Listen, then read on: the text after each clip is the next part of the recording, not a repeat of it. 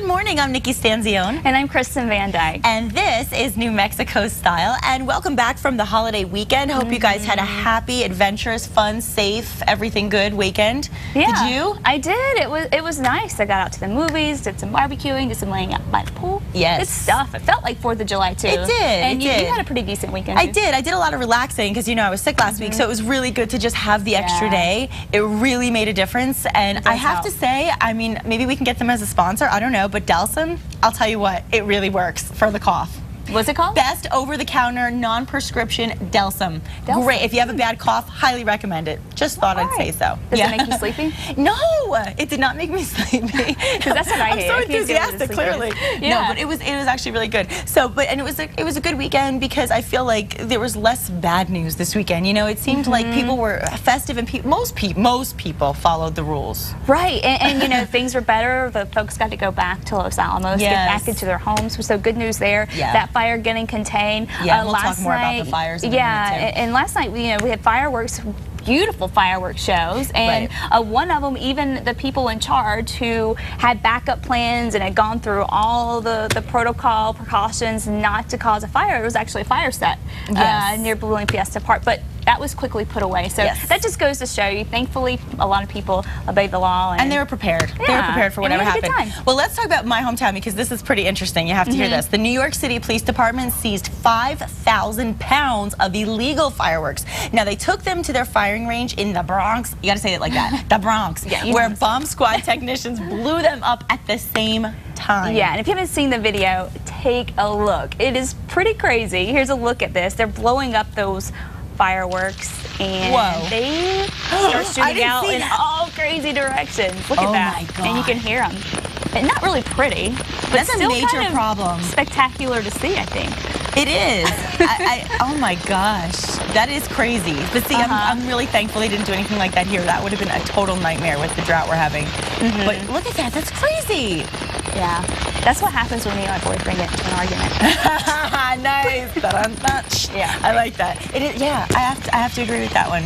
Those tumultuous fights can turn into a series of fireworks. And then there's those good moments that have different kinds of fireworks. Lovely. Yeah, I like the pretty fireworks. Me too. Now, apparently, the place to be this weekend was not necessarily just at the fireworks shows, but also any theater that was showing the new Transformers flick. You got to see it, and it earned more than $97 million. Transformers Dark of the Moon snatched the holiday weekend's top spot. Now, the film did deliver the biggest opening weekend in the U.S. so far this year, and you loved it, right? Oh, yeah, it was good. Meantime, the animated movie Cars 2 came in second place, raking in just over $25 million. In third place is the Cameron Diaz comedy flick Bad Teacher, which you saw. Yes. That earned a little more than $14 million. It was cute. It was fun. She was funny in it, and Justin Timberlake was so not Justin Timberlake, and I loved it. Now, even Tom Hanks and Julia Roberts didn't have enough star power to draw audiences to Larry Crown. It finished 4th place, and rounding out the top 5 is Monte Carlo. And I'll tell you what about Larry Crown. My friend saw it, and what she said was it was very obvious that Tom Hanks and Julia Roberts are like best friends because they're supposed to have that romantic chemistry. Movies together, yeah. But you couldn't see it. No, she said like the romantic chemistry was so not there because the friendship was so obvious that it was like watching a brother and sister trying to kiss. It was weird. So I know sometimes I just think, you know, no matter how much chemistry you have as friends, you may not be well casted if you are in a situation where you have to be romantic. Still gotta love those two. I love them. And Transformers, by the way, I didn't see it in 3D, and I'm saying go see it in 3D because it's really long, and I really wish they'd bring Megan Fox back. But apparently, even the 3D a disappointment. It was supposed to be just as good as Avatar, and I've heard from other people that even the 3D a disappointment. But when I did see it, it did get an ovation. It did? Not from me, but everybody else in the theater thought it was great. I thought it was okay. I haven't seen it. It's not on my top of my list, but I did see Thor in 3D, and I loved that. That was the only 3D movie I've ever seen. So, but obviously, a lot of people, the box office numbers are speaking volumes. So, it might be worth a try to check it out. And a lot of people were actually also glued to their TVs this weekend, myself included, watching the Casey Anthony trial. Wow, jury deliberations are continuing on this morning.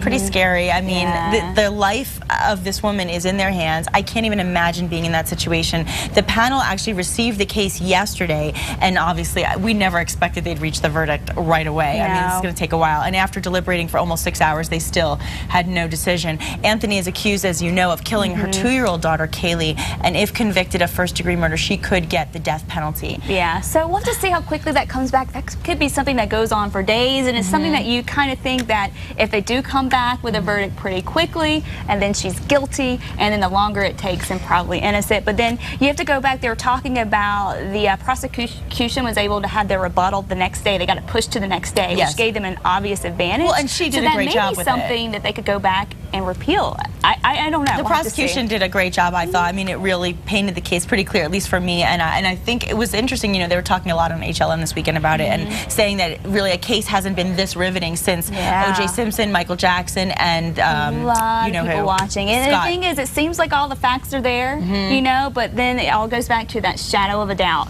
And, you know, I don't know. It could go either way. Well, we'll, of course, have that news for you as soon as it breaks. And good news now, out of Los Alamos this morning, the Las Conchas fire is now 27% contained this morning, and evacuated residents are, of course, returning home. Finally, it's so great. The fire has burned more than 123,000 acres and continues to grow, mainly toward the east at this time. Right, and firefighters are also conducting backburns around the sacred Chicoma Mountain to protect the Santa Clara Pueblo. Later today, crews will escort residents into Cochita Mesa to check on their homes because, you know, at least 63 houses were actually destroyed. So there was certainly a major loss out there, but thankfully things are getting better. And the Los Alamos National Lab will reopen to employees tomorrow. Only workers who are notified that they are needed before Wednesday should try to enter the lab before then. So.